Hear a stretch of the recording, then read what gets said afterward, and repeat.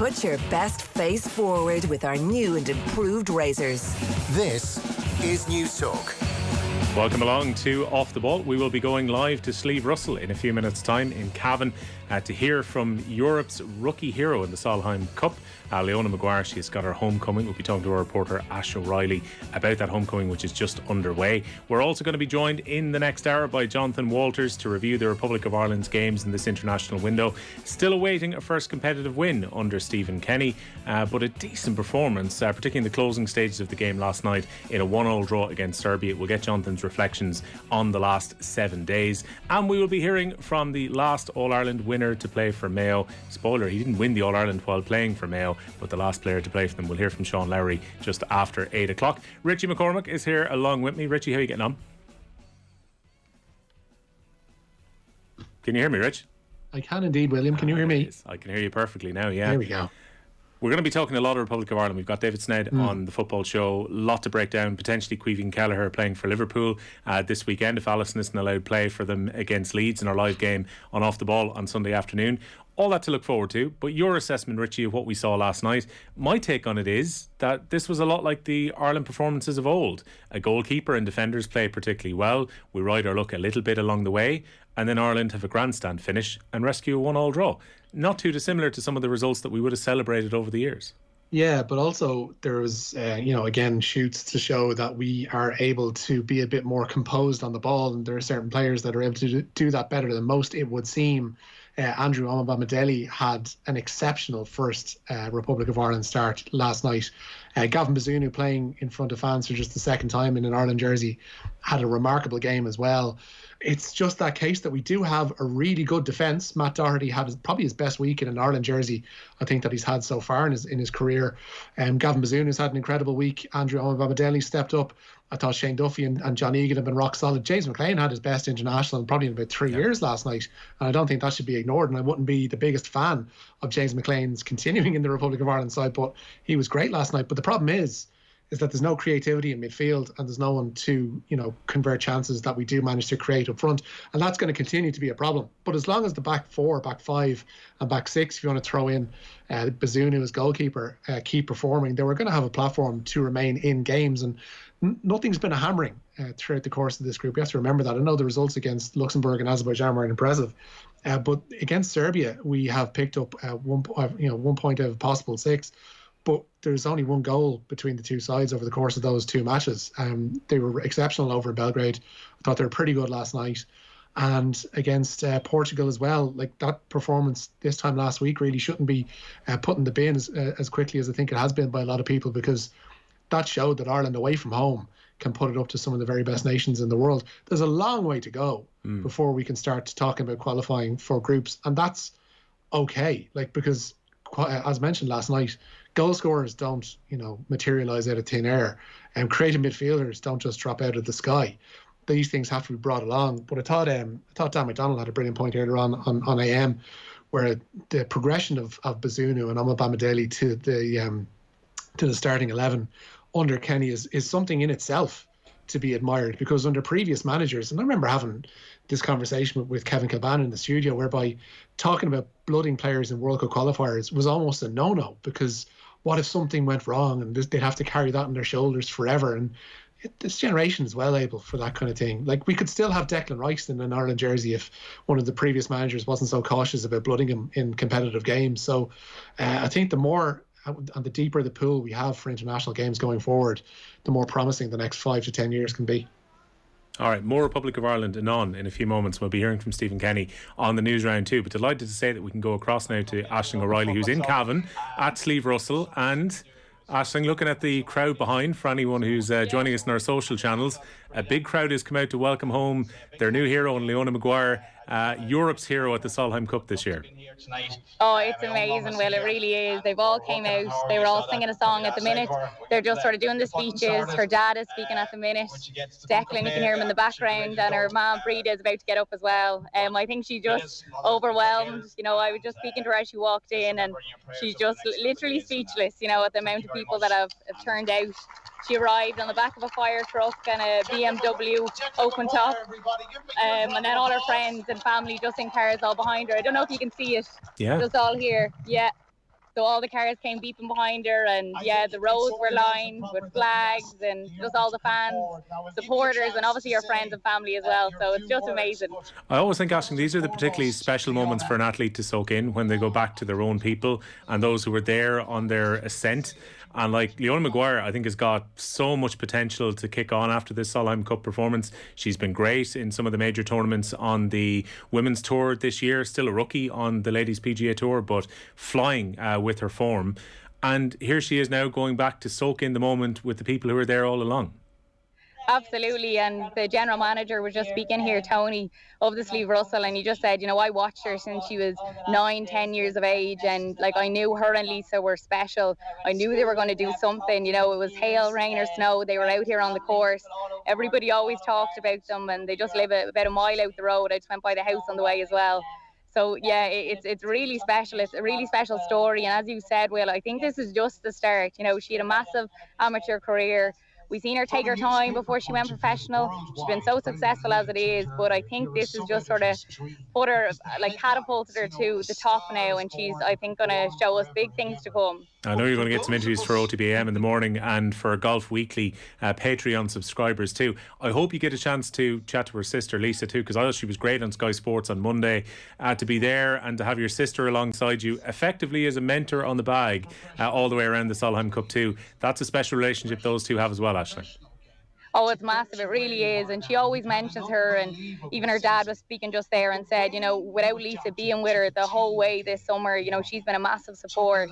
And even just growing up, the way they had that sort of healthy rivalry between each other, you know, they really pushed each other on. They talked about Lisa's long game was always a bit better than Leona's. Leona's short game was a bit better, and they used to be, you know, in competition with each other. So all of those things sort of get you to where she is now, and I know she says that herself. So yeah, it's major, and what Lisa's done is just brilliant, and she's delighted for her as well. Really special night. Looking forward to listening to those interviews both in Golf Weekly and on OTB AM. We'll let Aisling get back to enjoy the celebrations and Steve Russell, Cavan having a huge night welcoming home Leona Maguire.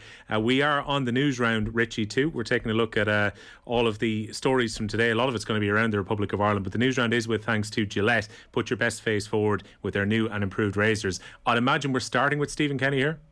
Yeah, I mentioned of his post-match press conference last night because he says he continues to have a good communication with the FAI. A late own goal from Sergei Milinkovic-Savic salvaged even a deserved 1-1 draw at home to Serbia in their World Cup qualifier at the Aviva Stadium, and Ireland are away to Azerbaijan next month.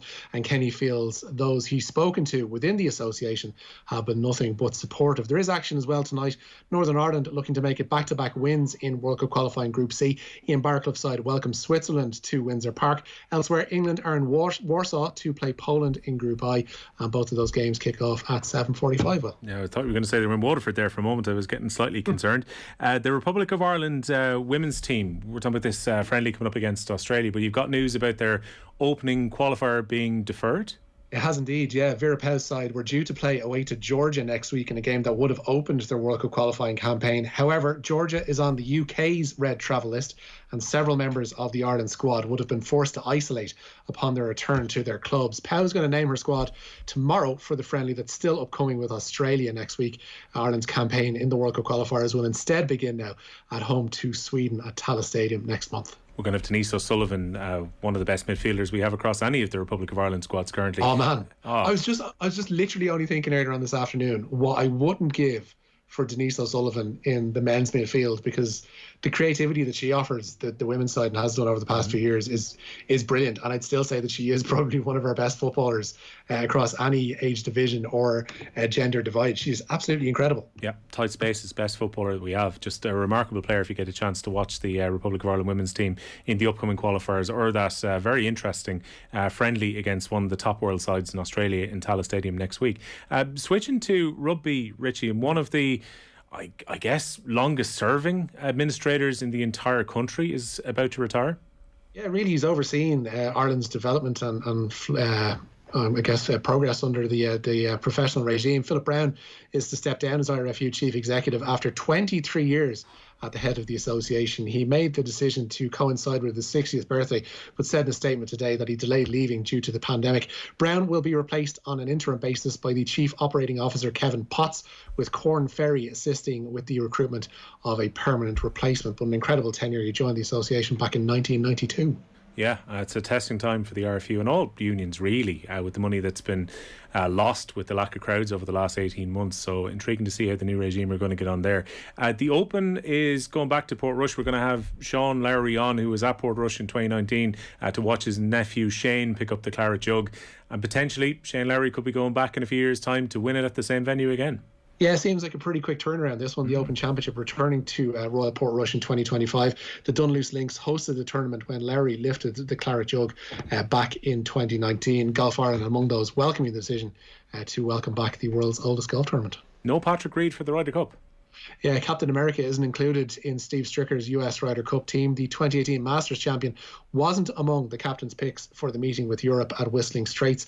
Tony Finau, Xander Schauffele, Jordan Spieth and Harris English got the nod after being the next 4 players on the Ryder Cup rankings list, while tournament rookies Daniel Berger and Scotty Scheffler both got the nod ahead of Reed from captain Steve Stricker. Padraig Harrington is going to finalise his European team on Sunday night. Seems the Tipperary are now closing in finally on making an appointment as their next hurling manager. Who is it going to be? Colin Bonner is who it seems to be. Anyway, he's expected to be ratified as Tipperary hurling manager in the coming days. The former Carlow and Wexford manager has emerged as frontrunner to replace Liam Sheedy after Willie Marr dropped out of the running. Bonner has recently been on the coaching staff of Kilkenny club Dixborough. Liam Cahill, of course, was seemingly the front runner for this position. He opted to stay on with Waterford, and Dara Egan, who was part of Sheedy's backroom team, and another of those names mentioned as a potential replacement for Sheedy, of course, took the reins at Wexford after David Fitzgerald stepped aside. So it looks like Bonner is perhaps third or fourth choice to take up the role. Yeah, well, we'll see how this all plays out when we finally find out how detailed the discussions were between the Daisha and Liam Cahill, because he openly admitted that they had discussions, but he then felt that it was about loyalty to a Waterford team who'd got to an All-Ireland final the year before, and he felt there was unfinished business. But I just wonder how much of the project was put to Liam Cahill by Tipperary to go back to his native county before he decided to stay with Waterford.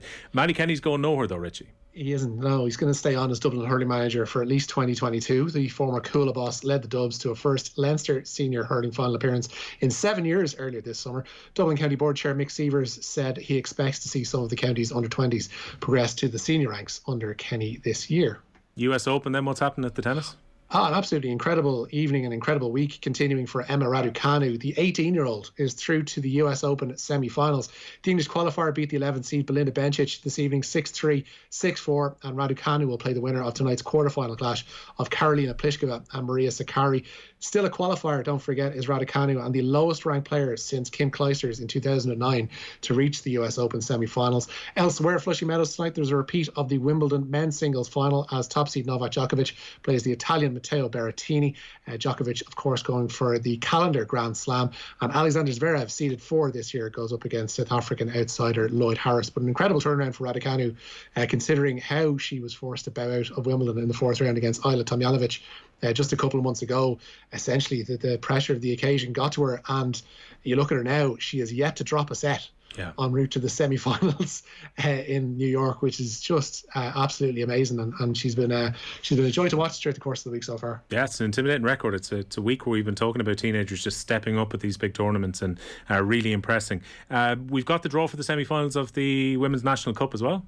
Yeah, Holders Peamount drawn at home to Wexford Youths in the semi-finals of the Evoke.ie FAI Women's Cup. The other semi is going to pitch Shelburne against Galway. You alluded to this one earlier as well, Will. The Premier League Chief Executive Richard Masters has written to the clubs affected by the FIFA 5-day rule that their players could be free to play this weekend. Liverpool, Manchester City, Chelsea and Manchester United, and indeed Leeds, are all set to be without players who were prevented from travelling to their respective countries for international duty. But Masters has told the clubs that a resolution is in sight. Liverpool, for instance, could be without Fabinho, Roberto Firmino and Alisson should the FIFA and the Brazilian FA hold their nerve and hold this 5-day rule in place. Rafinha will be missing for Leeds for that Premier League clash as well, and Queevy and Kelleher, if all that goes through, could be getting a rare start between the sticks for the Reds. Yeah, from a purely selfish point of view, and we'll chat to David Sneyd about this a bit later on, I kind of hope that Alisson can't play. I kind of hope that these games aren't rearranged and that Queevy and Kelleher gets some very rare game time, because he's going to need it, Richie, if he's going to get himself back in the Ireland picture. He needs to be playing some football. Yeah, Stephen Kenny mentioned last night that game against Qatar that's upcoming next month at the Aviva is probably going to be one that Kelleher will start, but Christ, it's an unfortunate time. Like we always had at one stage or another a position where we were overloaded with talent for like decades. We had too many right backs. Like we were trying to accommodate Steve Finn and Gary Kelly and Stephen Carr in the one squad, which is utterly impossible. And you had somebody who was as good as Alan Mabry, who was a decent player, let's not forget, not being able to get near squads. And now we've got two really good goalkeepers who are both really useful and have the chance to cement their place as Ireland number one for a decade or perhaps more. And one of them is just going to be disappointed for the vast majority of that time through, I guess, no fault of their own. And Kelleher, a rare start for him against Leeds it would be, and a welcome one, as you say, to at least make Stephen Kenny think about potentially keeping him in goal. But Gavin Bazunu, I think, has done enough over the course of these last 3 games to suggest that he's going to be holding on to that number 1 jersey for several games. Incredible in his first 7 games. We will have live commentary of Leeds against Liverpool on Off the Ball this coming Sunday. Also in the Irish midfield, Seamus in Cork is doing the Football Manager scout for us. Keep an eye out for Louis Watson at Derby, who he thinks is very promising. We'll take a very short break. We'll be back with Jonathan Walters after these. The Newsround on Off the Ball with Gillette. Put your best face forward with our new and improved razors. My bio. Fisherman interested in real genuine things like catching beautiful fish, long walks on the boat, organising ideas on file, and likes getting caught in the Atlantic Sea rain.